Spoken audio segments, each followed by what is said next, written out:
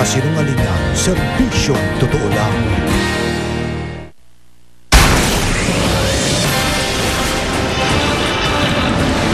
Bagyong Chedeng, lumihis at di na raw tatama sa lupa ayon sa Pag-asa. Mahigit 20,000 residenteng nagsisiksikan sa evacuation center sa Albay. Nakauwi na, iba't ibang probinsya. Naka-alerto pa rin sakaling bumuelta ang Bagyong Chedeng. Litrato na patunay raw sa umano'y VIP treatment sa mga patuan sa kulungan. Ipinakita ni Maguindanao Governor Toto Mangudatato.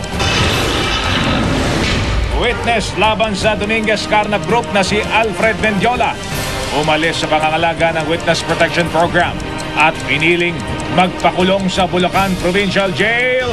Justice Secretary Laila de Lima na pasugod tuloy. Matapos ang serye ng mga aberya, 6 na istasyon ng LRT pansamantalang isasara simula bukas.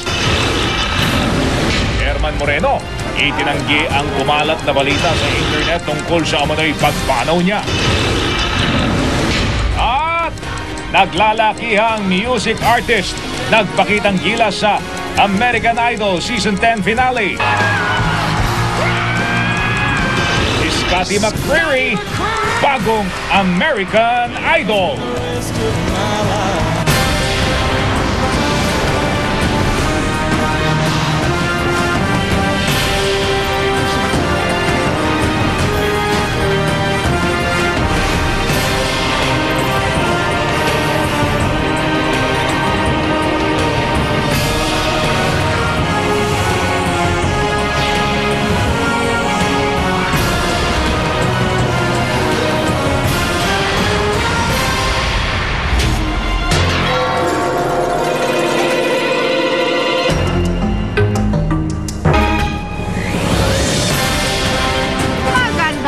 Po, lumihis na po ng direksyon ng Bagyong Chedeng at malamang hindi na daw tatama sa kalupaan ng Pilipinas, diretso sa Japan. Ayon po yan sa Pag-asa mismo. Gayunman, bagyang lumakas si Chedeng at patuloy pa rin daw tayong maging alerto. Ang bagyo ay may dala kasi na malakas na ulan na posibleng makaapekto sa malaki pa ring bahagi ng Pilipinas. Zero casualty o walang buhay na mabubuwis dapat ang layunin ng gobyerno. Alamin po natin ang iba pang mga detalye na bagyo mula mismo kay Undersecretary Graciano Yumol ng DOST Pag-asa. Magandang gabi po, Yusek Yumol. Nasa na po sa mga sandaling ito ang Bagyong Chedeng at ano-anong lugar po ang may babala pa ng Bagyo, Yusek? Magandang gabi po, Mr. Mike, Miss Mel. Ang Typhoon Chedeng po noong alas 5 ng hapon, ang kanya po lokasyon ay 290 kilometers southeast po ng Kasiguran, Aurora. Ang kanya pong lumakas po siya to 175 kilometers per hour. Ang kanya pong bugso ay 210 kilometers per hour. Dahil po sa pagbabago ng kanyang direksyon, ang kanya pong direksyon ngayon ay northwest at bumilis po siya at 19 kilometers per hour. Nagbaba na po tayo ng public storm warning signal. So ang ating pong signal ngayon ay number 1 na lang po at ito po ang mga probinsya na signal number 1. Catanduanes, Camarines Sur, Camarines Norte, Albay, Aurora, Quezon Provinces, Polillo Island, Isabela at Cagayan. Yusek, ang sinasabi nyo ngayon, nagbago na ang direksyon ni Chedeng. Maganda namang balita yan. Hindi ba yan yung isang araw pa sinasabi na po ng ibang mga weather agency na ang bagyong yan hindi sa Pilipinas tatama sa lupain, pagkos ay talaga namang patungong Japan, Yusek? Katulad po na sinabi natin na Mr. Mike, Miss Mel, na ang Pag-asa po ang unang-unang matutuwa kapag hindi tumama sa kalupaan ang Typhoon Chedeng at ang ating pong assurance sa ating mga kababayan ay yung ating instrumento at saka mga numerical model ay gagamitin natin para sa pagtahak ng ating pong Typhoon Chedeng. Kaninang umaga po at ngayong hapon, nagpapakita na hindi siya tatama sa kalupaan, kaya yun po ang aming inilabas na forecast. Pero Mr. Mike, gusto lang nating paalala sa ating mga kababayan na kalahati lang po yan, 50% lamang yan ng istorya. Dahil katulad ng sinabi natin, tatama po ang habagat at ngayon po sa Mindanao ay may reported na po tayo ng pagbaha. Dahil pag titignan nyo yung ating latest satellite image, yung habagat po ay dumarating na sa Southern Negros at western part po ng Mindanao. Opo, ibabalik po natin yung mapa na ngayon lamang ipinakita natin yung meron pong direksyon ng Bagyong Chedeng. Posible ba ho, wag naman sana, magbago pa ang direksyon ng bagyo na yan, yung pong tinatawag ninyong Fujiwara effect, Yusek? Wala po tayong indikasyon ngayon na babalik pa si Typhoon Chedeng at dahil pag Fujiwara effect po ang pag-uusapan natin, wala pong isang system na maaaring magpabalik sa kanya sa Pilipinas. So lumalabas po sa lahat ng ating model na dediretso na po siya sa Southern Japan. Ulitin ko po, lilinawin ko po yung sinabi ninyo, Yusek. Yung mga pagulan-ulan sa Visayas, sa Mindanao, kanina lang dito sa Metro Manila, biglang may bumuhos na malakas na ulan pero sandali lang.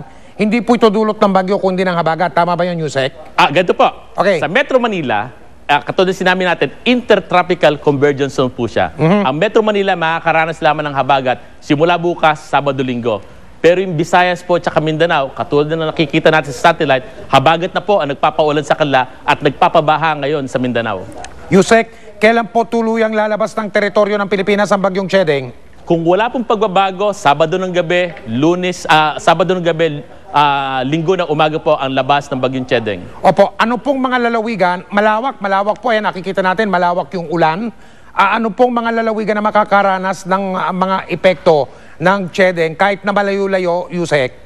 Kasama ba dahil po Metro Manila? 650 kilometers ang kanyang diameter, alam po natin na Cagayan, Isabela, Quirino, Aurora, Quezon ay magiging mabagyo po bukas. Ang nilabas po natin forecast, yung eastern seaboard po ng ating Luzon ay magkakaroon po ng stormy weather simula bukas po. Opo, tulad po ng kagabi, bibigyan po namin kayo ng pagkakataon na magbigay ng payo doon sa mga kababayan natin na baka makaramdam ng epekto ng Chedeng kahit na malayo-layo at papalayo na ng Pilipinas sa mga sandaling ito, Yusek.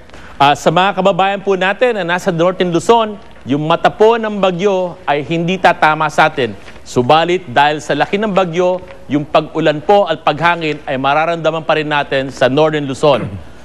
Tapos po, ngayon, dumarating na ang habagat sa Visayas at Mindanao. Sa Mindanao po ay nagkakaroon na ng pagbaha. So dapat yung ating mga kababayan ay laging makikinig sa ating mga local government officials at mag-monitor sa media para alam nila kung anong gagawin para maiwasan natin ang anumang sakuna na dulot nitong si Chedeng at nang dumarating na si habagat. Maraming pong salamat, Undersecretary Graciano Yumo ng Pag-asa. Ayaw pa rin pakasiguro ng mga taga-Isabela. Bukod sa lokal na pamahalaan, may kanya-kanyang paghahanda mga residente. Mula sa Ilagan sa Isabela, nakatutok live si Tina Panganiban Perez. Tina? Mel, pabago-bago ang panahon dito sa Isabela. Maulap ang papawirin buong maghapon dito pero kadalasan tirik ang araw at mainit ang panahon. Pero kanina bago mag-alas 6 ng gabi ay bumuhos ang katamtamang lakas ng ulan pero ilang minuto lamang ito tumagal at hindi naman nakaapekto sa biyahe ng mga sasakyan. Mas madalas na tirik ang araw at maliwanag ang paligid dito sa Isabela pero paminsan-minsan makulimlim. Kaninang hapon, umulan ng mahina pero sandali lamang. Alam na ng mga taga-Isabela na lumihis papalayo ng Pilipinas ang Bagyong Chedeng. Pero ayaw pa rin nilang magpakasiguro. Zero casualty ang target nila sakaling bayuhin sila ng Bagyong Chedeng. Noong isang linggo pa raw sila naghahanda. Nag-imbentaryo na ng mga gamit na kailangan at may nakastandby ng mga rescue team. Partikular na tinututukan ng komunikasyon para hindi na maulit ang nangyari dati na halos walang komunikasyon sa buong probinsya. Ang dami na namin naging karanasan, ang dami ng mga bagyong dumaan sa aming lalawigan.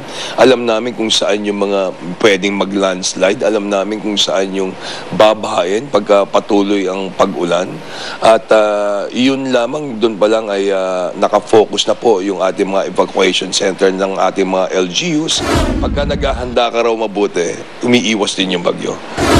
Ang mga magsasaka ay pinagpaliban muna ang pagtatanim. Partikular na binabantayan ang mga bahay malapit sa mga baybaying dagat. Para makasiguro, ang ilan ngang pamilya, voluntaryo ng lumikas. Ang evacuation centers namin here is para sa low-lying areas, pupunta sila sa mga community centers, mga schools, at saka mga chapels or churches. Yung mga nasa low-lying areas, lumikas na po kayo, wag na nating hintayin na dumating ang bagyo. Inihanda na rin ng PSWD ang mga kakainin sa mga evacuation center. May 5,000 food pack na may bigas, noodles, sardinas, tubig at iba pang kakailanganin ng mga evacuee. May mga kahon-kahon na ring mga gamot. Ang pinaka-importante, ang mga residente rito may kani-kanilang paghahanda bukod sa ginagawa ng lokal na pamahalaan. Unang-una na ginawa namin, pagliligpit yung mga kagamitan sa bahay, nilalagay na sa silopin. Pagkatapos, pagka may oras at yung mga dapat mag-imbak na ng mga foods. Gamit sa bahay, gano'n, tsaka yung mga hayop, inililikas na namin. Inayos namin yung bahay namin, paayos ngayon. Tapos yung mga gamit, yung mga damit, gano'n, pagkain. Sa ngayon ay umaambon na lamang dito sa Ilagan. Wala namang problema sa supply ng kuryente. Mel? Maraming salamat sa iyo, Tina Panganiban Perez. Sa Kabikulan naman po mga kapuso, dahil babala ng bagyo bilang isa o signal number 1 na lang sa Albay, pinauwi na sa kanilang mga bahay ang libo-libong evacuee. Pero ang mga nakatira sa mga delikadong lugar ay pinaiwan pa rin sa mga evacuation center habang hindi patuloy ang umaalis ang bagyo. Nakatutok si Lia Manyalak. Live po ito mula sa Albay. Lia? Mike, bagamat nagpapasalamat nga ang lalawigan ng Albay na hindi sila gaanong binayo ng bagyong Chedeng ay nagdeklara pa rin ng state of calamity ang sangguniang panlalawigan dahil sa laki ng bilang ng mga residente na inilikas. Nang ibaba na sa signal number 1 ang babala ng bagyo, pinauwi na ang mahigit 20,000 residenteng inilikas kagabi. Sa Kamalig North Central School, pinabaunan muna ng mga bigas ang mga lumikas na residente bago sila umuwi ng bahay. Nitong umaga lang, nakunan pa namin ang kalunos-lunos nilang kondisyon sa evacuation center na siksikan sa mga classroom. In view of the degrading of the threat and the risk posed by Typhoon Chedeng, and the lowering of pag-asa from signal number 2 to signal number 1, and given the distance to potential impacts on Albay, the previously issued orders are hereby lifted. Pero ang mga residente sa bayan ng Owas, Pulanggi, Libon, Ligaw at Piudoran hindi pa muna pinayagang makauwi hanggat hindi inaalis ang babala ng bagyo. 21,776 ang mga evacuee rito. Hindi man daw nagkukulang sa pagkain at relief goods, daing nila ang siksikan, kawalan ng tubig at pagkakasakit ng kanilang mga anak. Saka nakakaano na sa mga anak ko. Iyakan ang iyakan. Isa rin ang bayan ng Owas sa hindi pa pinapayagang umuwi ang mga evacuee. Nakakonekta itong Kabilogan River sa paanan ng Mayon, kaya kapag malakas ang ulan ay delikado na umagos dito yung mga loose materials na ibinubuga ng bulkan. Minsan nga may kasama pang lahar. Swerte naman na hindi ganoon kalakas ang ulan ngayon dito. Pero noong nagdaang bagyong Bebeng, dahil sa lakas ng agos ng tubig, ibinagsak nito yung riprap nitong kanilang flood control. Ang danger lang dito kung umuulan doon sa part ng Ginubatan, Kamalig, dito sa amin lahat yung tubig. Pero may mga residenteng umalis pa rin sa mga evacuation center, tulad ni Luningning Romano na hindi kayang ipagsapalaran ang kalagayan ng anak na may luslos.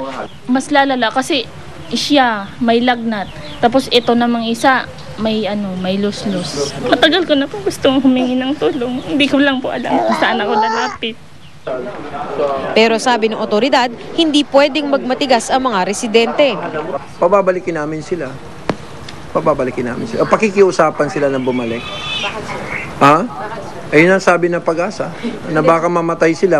Dahil signal number 1 pa sa Albay at Sorsogon, hindi pa rin pinapayagan maglayag ang mga sasakyang pandagat.